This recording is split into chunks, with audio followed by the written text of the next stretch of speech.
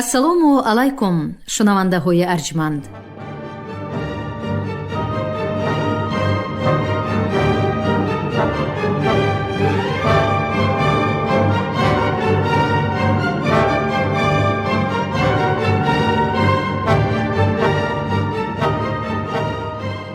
ба таваҷҷӯҳи шумо гуфтор аз силсилаи хониши адабӣ.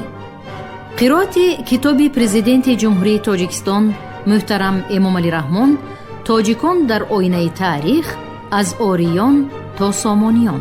китоби сеюм, гуфтори 70. مزدک به آیین سیرزنی طبقه اشراف اعتراض نموده، زنان غیر شرعی سیرشمار و کنیزکان افسون حرمسرای آنها را در نظر داشت که منسوب یک تن بوده. کسانی از زن و زندگی عائلوی محروم می توانند این بانوان مظلومه و بی حقوق را رسما به زنی پذیرند. هرچه هم نباشد، مزدک چون نخستین بنیادگذاری افکار کمونیسم ابتدایی و جامعه اجتماعی برابری و برادری و مال و ملک همگانی توانست که نهادی فلسفی و دستاوردهای اخلاقی و معنوی تمدن آریایی را گسترش دهد. تعلیمات اجتماعی مزدک بعد 10 عصر به اروپا راه یافته، پس از عصر 16 الهام بخش غایه کمونیسم خیالی و انقلاب‌های بزرگ عاموی سایر کشورهای اروپایی گردیده، چون افکار عادلانه و پیشرفته فرهنگ آریایی، ارزش‌های جامعه عدالت پرور و آیین برابری و مالکیت همگانی را به انسانیت اهدا نمود. شاید قباد از روی ناچاری و هدفهای من بعده خیش مزدک را دستگیری می کرد، زیرا انقلاب اجتماعی و آشوب فراگیری که مزدک برانگیزانده بود به جان پادشاه و تقدیر تخت و تاج او خطر افزونی داشت. با وجود پشتیبانی دیدن و رابطه مصالحت آمیز داشتن مزدک با شاهنشاه، در نهایت کار ناراضگی و اتحاد نهانی طبقه های اشراف و روحانیان پدید آمده، باعث از تخت محروم گشتن قباد شد. به قول طبری، مخالفان مزدک به پیش موبدان آمده اندیشیدن تدبیری را درخواست نمودند. موبدان مخالفان را بر ضد قباد برانگیخته گفت: من این کار هیچ حیلت ندانم کرد مگر این ملیک را عزل کنیم و ملیک دیگر بشنانیم تا این مردمان را، یعنی پیروان مزدک را، قهر کند. پس سوی قباد آمدند و تاج از سرش برداشتند و او را از تخت ملک فرود آوردند و به زندان باز داشتند و سرهنگی را بر وی موکل کردند با خیل خیش تا او را نگاه دارد. و برادری بود قباد را، نام او جاماسب، و او را به ملک بنشانیدند و تاج بر سری وی نهادند. همین طریق مخالفان زبان یک کرده قباد را غافلگیر نمودند و سال 496 به جای او برادری خردیش جاماسب را به تخت نشاندند. در ابتدا سویقسچیان آزار دیده برای پشتیبانی مزدک قطعیاً کشته شدن قباد را طلب می کردند، ولی جاماسب آنها را از این قصد باز داشته قباد را در قلعه فراموشی در شوش واقع بود حبس کرد.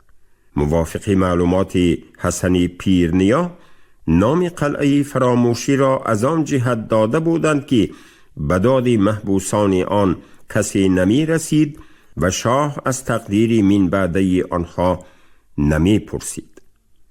قباد بعدی چندی با مدد زنش از قلعه فراموشی فرار نموده نزد پادشاه حیاتیله رفت و دوباره از او کمک خواست. خوشنواز این دفعه هم به خاطر همسر ایرانی خود فیروزدخت دادر عروسش قباد را نیک استقبال کرد. چندی نگذشته قباد دختری خوشنواز را به زنی گرفت و با یاری و یاوری سپاه 30,000 هیتاریان باز به قلمرو سابق خود بازگشته از جانب جاماسب مقاومتی ندید و دوباره سال 499 به تخت نشست. قباد بعد بازگشتن به مزدک چندان رغبت و رابطه نکرد. بعضی مورخان بر آنند که او با مزدک رابطه نهانی داشت و مدتی سیاست بی‌طرفی را پیش گرفت. مزدکیان از سرد شدن مناسبتشان با قباد در شهر و مضافات‌های دیگر صف پیروانشان را افزوده آیین خیش را در سراسر مملکت گسترش می‌دادند. با وجود بی‌طرفی قباد، مانعه‌های آشکار و نهانی اشرافان و روحانیان و حاکمان محلی، مزدک توانست از حساب پیروانش یک اتحاد توانای و متشکلی را سازمان دهد که قدرت گرفتنی پیش راهی همه گونه بدخواهی و هنگامه ها را داشت. پیروان مزدک در سراسر ایران افزوده چون نیروی توانای انقلابی گویا ماهیتی واقعی تعلیمات زردوشت را پیاده می کرد و کسی یارای روی راست به مقابل او برخیستن و اعتراض کردن نداشت.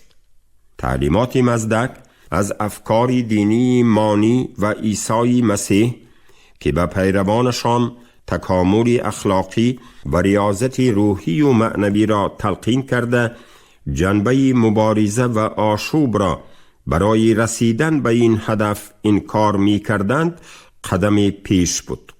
همین طریق مزدک در تاریخ حرکت‌های اجتماعی یکی از نخستین نفرانی است که به جنبشش ماهیت انقلابی بخشیده نیروی توانای عامه برآشفته را با تعلیمات دینی و فلسفی اساسناک کرد و آن را در مقابل پادشاهان و توانگران دارای سلاح و سپاه بیشمار گذاشته توانست.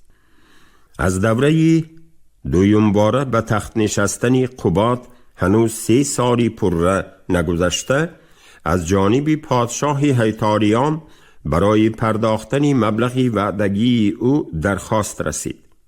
قباد قبلا عهدهدار شده بود که بر عوض دستگیری و کمک به سپاه حیاتیله مبلغی زیادی پردازد، ولی متاسفانه در خزینه دولت پول و سکه مناسب موجود نبود. در این اثنا به خاطر قباد رسید که موافق عهدنامه 60 ساله‌ای که بین یزدگردیک و امپراتور روم برای ساختن سد ساحل‌های دربند و دیوارهای دیگری مدافعوی بسته شده بود، امپریای روم می بایست هر سال مبلغی کافی برای تعمیر و ترمیم و نگاه داشتن این سد می پرداخت. ولی شاهنشاهان ساسانی از عهد پیروز با جنگ هیتاریان و دیگر هنگامه‌های درباری مشغول شده این مبلغی عهدهدار شده روم را نستانده بودند. امپراتور روم انستاسی به دعوای مبلغ عهدناموی کردن قباد پاسخ داد که چون شاهنشاهان سابقه ایران در وقتش از این پرداخت طلب پیشنهاد نکردند، پس او نیز از این دعوای باطل بگذرد و درخواست مبلغ ننماید. بر اثر این پاسخ گستاخانه لشکری افسون قباد با سرعت حیرت آوری داخل ارمنستان روم شده شهری ارزروم را محاصره نمود و چندی نگذشته فتح کرد. سپس استحکام استوار شهرستان امیده را محاصره نموده بنا به معلومات حسن پیرنیا در بخش ساسانیان کتاب تاریخ ایران باستان، قباد 50,000 سپاهیش را تلف داده عاقبت این قلعه را نیز تسخیر کرد. جنگ های شدید ضد لشکری روم با سروری امپراتور اناستاسی خیلی طول کشیده. قباد بارها احوال رقیبان توانایش را تنگ نمود و حتی گرفتار شکست کرد. امپراتور روم سفیرانش را فرستاده گفت و شنید صلح را آغاز نمود و از گذشت‌های گران آنها انتظاری می رفت. ولی در این هنگام خبری رسید که لشکری هیتاریان از نپرداختن مبلغی وعدگی شوریده تاخت و تاز و بیدادگری ها را در سرحدهای شرقی ساسانیان وسعت می بخشند و به مرکز مملکت نزدیک می آیند. قباد مجبور شد که مجرای نبرد را با روم سست کرده نیروی اساسی لشکرش را به سمت هیتاری ها روانه سازد.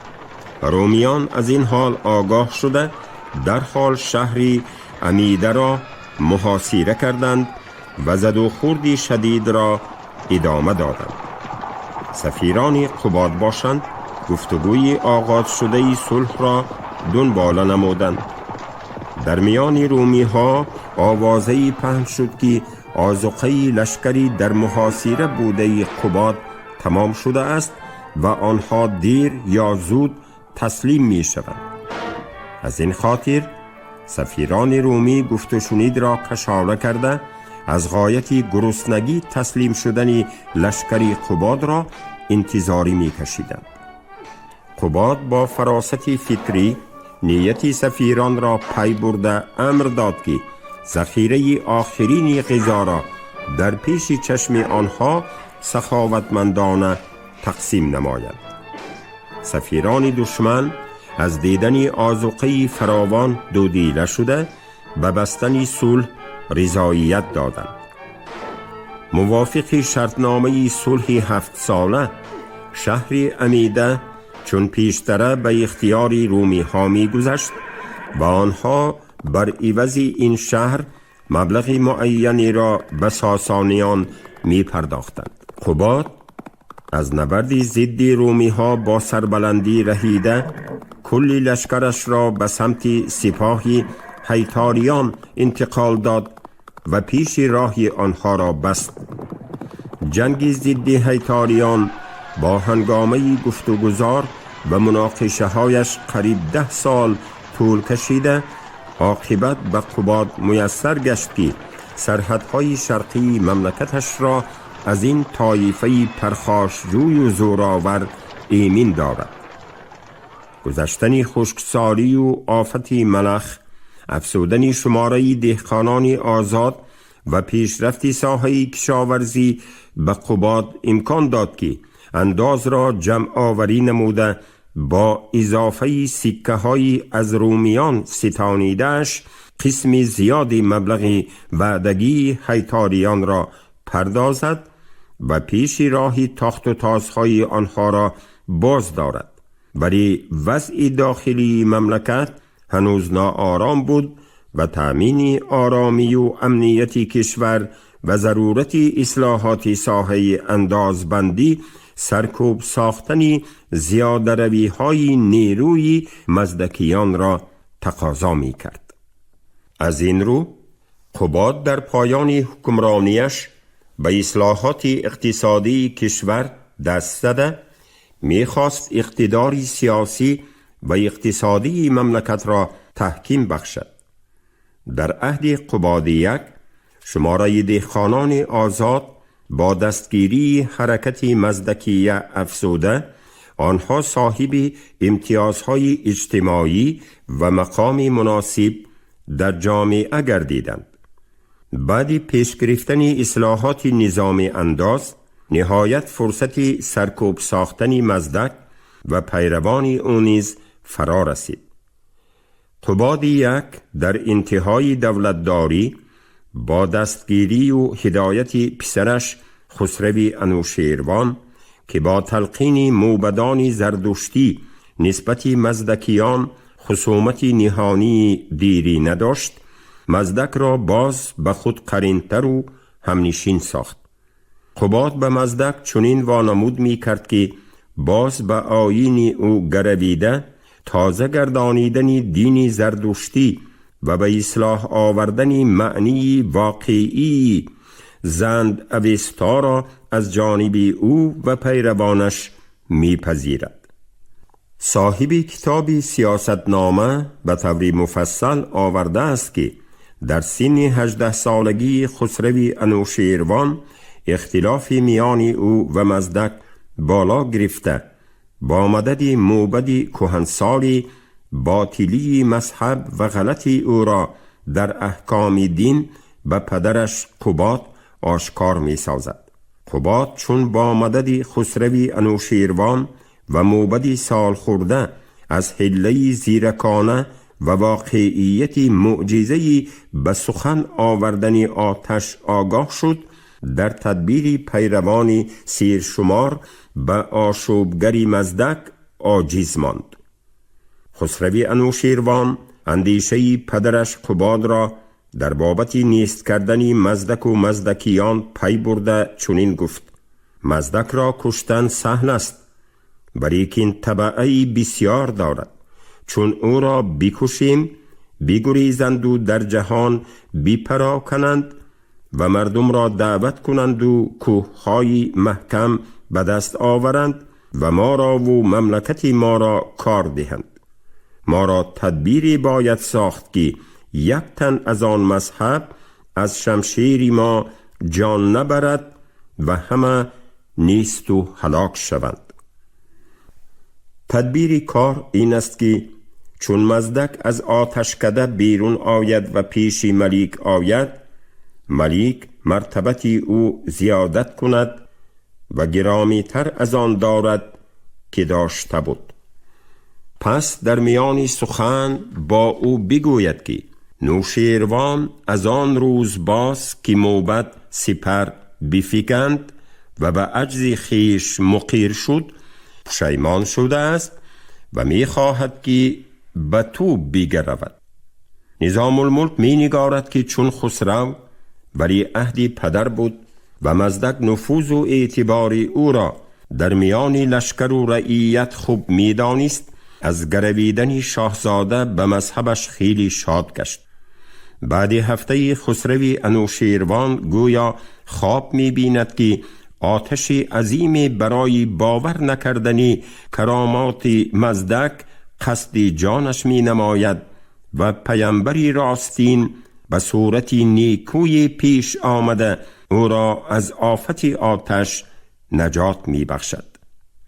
مزدک از شنیدن روایت خواب خسرو انوشیروان و 30 شبانه روز در آتشکده به نیایش آتش نشستن شاهزاده شاد گشته به او اعتماد می بندد. خسرو انوشیروان بعد این تدبیر گویا به پدر رسما پذیرفتن مذهب پیامبری راستین را اظهار می نماید و می خواهد که این گفته هایش را به مزدک برساند. مرا درست شد که این مذهب حق است و مزدک فرستاده یزدان است و من بدو خواهم گروید، ولیکن از این می اندیشم که بیشتری مردم مخالف مذهب اویند، مبادا که خروج کنند بر ما و به تغلب ملک از ما ببرند. کاش که بدانستمی که عدد این مردمان که در مذهب آمدند چند است و چی کسانند. اگر قوتی دارند و بسیارند من نیز درآیم، وگرنه صبر کنم تا زور گیرند و بسیار شوند و هرچی ایشان را در باید از برگ و سلاح بدهم. آنگاه به قوتی تمام این مذهب آشکار کنم و به قهر و شمشیر در گردن مردمان کنم. پس خسروی انوشیروان زر و پاداش افزونی به مزدک نیثار کرد و گویا به مذهبی او درآمد. سپس سپهسالاری ملک بخواست تا همه را به مذهبی مزدک آورد.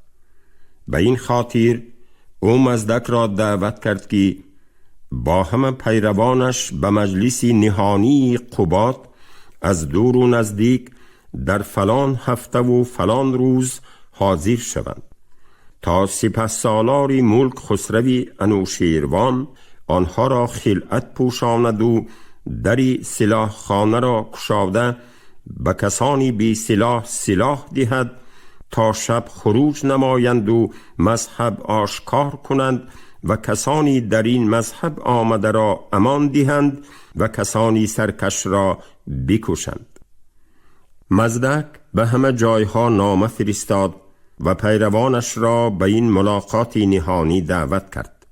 پس از روی وعده 12,000 مرد حاضر آمدند و به سرای پادشاه شدند. خانی دیدند نهاده که هرگیز چنان خان ندیده بودند. قباد بر تخت نشست و مزدک بر کرسی و نوشیروان میان بسته ایستاد، یعنی که میزبانم. و مزدک از شادی در پوست نمی غنجید.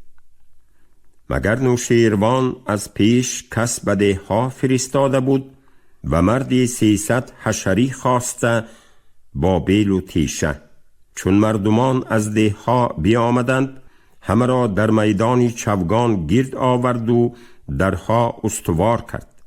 پس ایشان را گفت خواهم که امروز و امشب 12,000 چاه در میدان کنده باشید، هر یکی مقداری 1 گز و 2 گز و خاک چاه هم در کناری چاه بگذارید.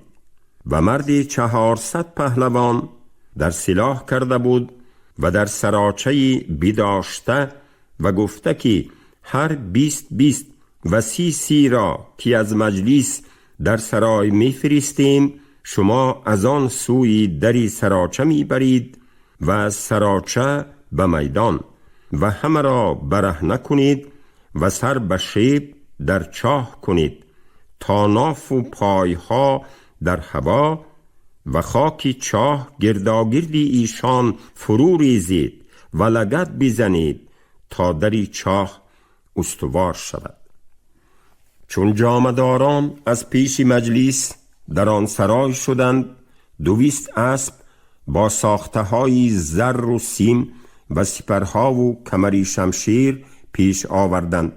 نوشیروان فرمود که همه در سرای برید. بردند. پس نوشیروان 20 گان و 30 گان برمی گزید و در آن سرای می فرستاد و ایشان را در سراچه میدان می بردند و سرنگون در چاه می کردند تا تمام شد. نوشیروان و ملیک و مزدک ماندند. نوشیروان گفت همه را خلعت پوشانیدم و آراسته در میدان استادند، برخیزید و چشم برافکنید. قباد و مزدک هر دو برخاستند و در آن سرای شدند و از سرای به میدان شدند. مزدک چندان که نگاه کرد همه روی میدان پایها دید در هوا. نوشیروان روی سوی مزدک کرد و گفت لشکری که پیش روی ایشان چون توی باشد خلعتی ایشان از این بهتر نتوان داد. تو آمده ای تا مال و خواسته و زنی مردمان به زیان آوری و پادشاهی از خاندان ما ببری. باش تا تو را نیز خلعت فرمایم. دکانی بلند کرده بودند در پیش میدان و چاهی کنده. فرمود تا مزدک را بگرفتند و در آن دکان تا سینه در چاه کردند، چنان که سرش در بالا بود و پایهایش در چاه. آنگاه در گردش گچ فرو ریختند تا او در میانی گجی فسرده بماند. و پدر را گفت دیدی رای فرزند، اکنون مصلحتی تو در آن است که یک چندی در خانه بنشینی تا لشکر و مردم بیارامند که این فساد از سوسترایی تو خواست. نوشیروان پدر را بند برنهاد و بزرگان را بخواند و به تخت به پادشاهی بنشست و دست به داد و دهیش بکشاد و این حکایت از او یادگار بماند تا خداوندان عقل بخوانند و یاد گیرند.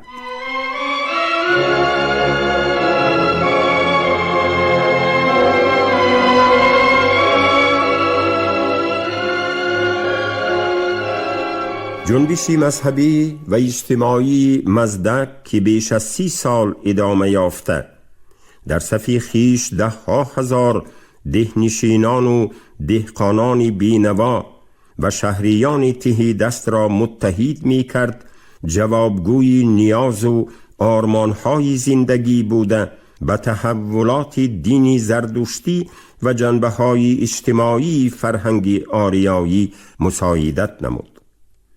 در زمان ساسانیان اشرافان صاحب نفوذ و طبقه های والا نسب از مردم عامی و عوام تا اندازه دور شده بودند که حتی به آنها دسترس شدن رسمیت دینی و همه گونه معرفت را روان نمی شمردند. جمله طبقه اشرافان، خادمان دین، دبیران و سپاهیان اساساً از حساب دهقانان و پیشوران و دیگر هنرمندان شهری رزق و روزی پیدا کنند هم از فقرا هراس داشتند و هرگز توانگر و دانا شدن آنها را نمی خواستند.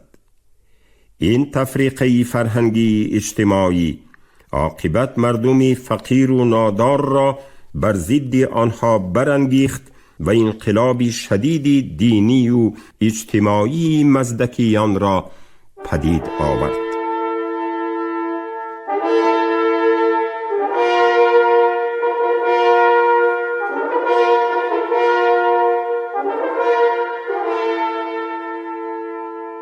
مزدک چون پیشوای بیدار و هوشیار این حرکت توانست که با تبلیغات عادلانه راه و روشی به نیاز و آرمانهای مردم فقیر و نادار موافق و پشتیبانی منفعتهای خلق بینوا اهل جامعه را به شور آورده به مقابل طبقه اشرافان و حتی شاهنشاه ملک مبارزه آشتی ناپذیر برد. مزدک در تاریخ جامعه بشری علل خصوص در زمان انکشاف مناسبت‌های فیودالی و زمینداری باری نخست مسئله برابری اقتصادی و عدالت اجتماعی را برداشته آن را در عمل تطبیق نمود و پایدیواری نظری و عملی آن را در اساس تعلیمات مذهبی خود بنیاد گذاشت.